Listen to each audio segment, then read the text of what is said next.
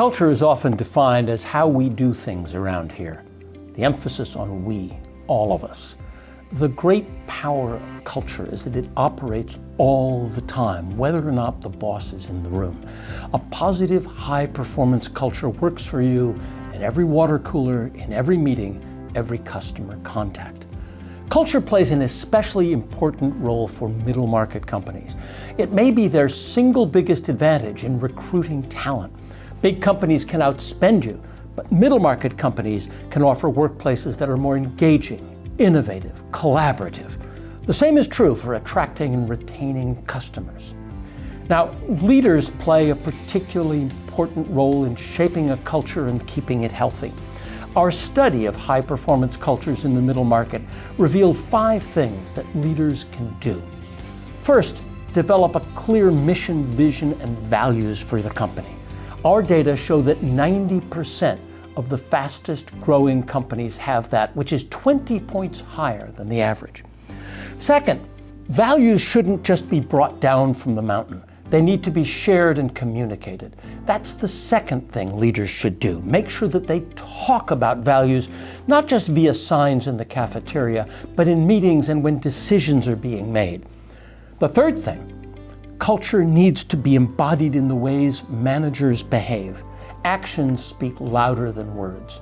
If you say you want an innovative culture, but shoot down any idea that doesn't come from an in-group, well, you've shot down your culture too. Fourth, reward people who embody the culture and the behavior you want. The single most powerful message a leader sends is who gets promoted. And that applies to promotions at all levels, not just the top. Don't promote jerks, no matter how good their numbers are. Finally, measure it.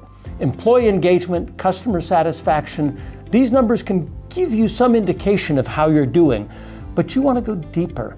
Take a look at the different types of corporate culture outlined in our study, and then work with your team to develop some specific metrics that really show how you're doing in creating and sustaining the culture you want.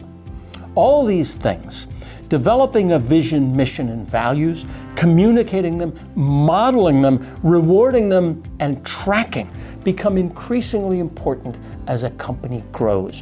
When you've got departments and layers, when you've got more than one location or multiple P&Ls, then you should spend more time on culture. In our study, CEOs said they spend nearly a quarter of their time on culture, and in the fastest growing companies, that number was even higher. That's because culture is the invisible person in the room. It's the spirit shaping the way people relate to each other and the decisions that they make. As a leader, it's your job to make sure that that invisible person is always working to help your company perform at its best.